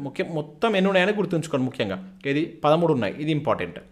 ఇక నెక్స్ట్ గద్దర్కు సంబంధించి క్రింది వాటిలో సరైనవి గుర్తించండి. సో గద్దర్ 76వ జయంతిని తెలంగాణ ప్రభుత్వం అధికారికంగా నిర్వహించింది అంటున్నాడు. మోస్ట్ ఇంపార్టెంట్, గద్దర్ ఇటీవల మనకు ఎక్కువగా వార్తల్లో ఉన్నటువంటి వ్యక్తి. సో ఇతని పేరిట మనకు అవార్డ్స్ కూడా రాబోతున్నాయి. మనం నెక్స్ట్ ఫిబ్రవరి కరెంట్ అఫైర్స్లో చూద్దాం. నెక్స్ట్ ఫిబ్రవరి మంత్కి సంబంధించిన కరెంట్ అఫైర్స్లో మీకు ఎక్స్ప్లెయిన్ చేస్తాను. ఫిబ్రవరి మంత్కి సంబంధించి కూడా నేను ఫిబ్రవరి ఫస్ట్ వీక్లోనే మీకు కరెంట్ అఫైర్స్ వచ్చే విధంగా అయితే చేస్తాను. సో వితిన్ 1 వీక్లో ఇవి త్వరగా అప్లోడ్ చేసేటువంటి ప్రయత్నం చేస్తాను. మీకు ఆల్రెడీ చెప్పాను, జనవరి మంత్ కొంచెం లేట్ అయింది, ఎందుకంటే నా పర్సనల్ వర్క్స్ వల్ల లేట్ కావడం జరిగింది. సో ఫిబ్రవరిలో అట్లా కాకుండా ఫస్ట్ 10 డేస్లోనే మీకు 2 వీడియోస్ వస్తాయి. సో ఇది మనకు కరెక్టే, అంటే ప్రజా గాయకుడు. సో ఈ గద్దర్ యొక్క జయంతిని అధికారికంగా నిర్వహించాలని చెప్పేసి రాష్ట్ర ప్రభుత్వం మనకు ఇటీవల ఉత్తర్వులు జారీ చేసింది. సో దానిలో భాగంగా మనకు సో ఇతని యొక్క జయంతి జనవరి 31. ఓకేనా? జనవరి 31న మనకు 76వ జయంతిని అధికారికంగా నిర్వహించడం జరిగిందనమాట. సో దాంతోపాటు గద్దర్ యొక్క విగ్రహాన్ని కూడా ఏర్పాటు చేయబోతున్నట్టు ప్రకటించింది. ఎక్కడంటే సంగారెడ్డి జిల్లా. ఇంపార్టెంట్ అండి, ఇది గుర్తుంచుకోండి. సంగారెడ్డి జిల్లాలో ఉన్నటువంటి తెల్లాపూర్లో, ఈ పేరు కూడా ఇంపార్టెంట్, ఈ తెల్లాపూర్లో గద్దర్ యొక్క విగ్రహాన్ని ఏర్పాటు చేయడానికి కూడా ప్రభుత్వం గ్రీన్ సిగ్నల్ ఇచ్చింది. సో నెక్స్ట్ ఏమంటున్నాడు ఇక్కడ, గద్దర్ పాడిన పాట మల్లె తీగకు పందిరి ఓలే అనేటువంటి దానికి నంది అవార్డు వచ్చింది అంటున్నాడు. ఎస్, ఇది కూడా కరెక్టే. గద్దర్ వార్తల్లో ఉండడానికి ఇతనికి సంబంధించినటువంటి అన్ని అంశాలను చూడండి. చాలా పాటలు రాసిండు ఉద్యమం టైంలో.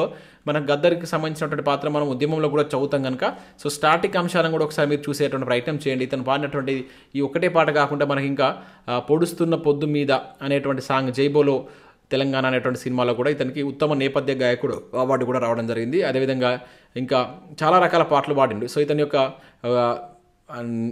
నేమ్ ఏంటంటే గుమ్మడి విఠలరావు. సో ఇతన్ని గద్దర్ అని చెప్పేసి పిలుస్తారు.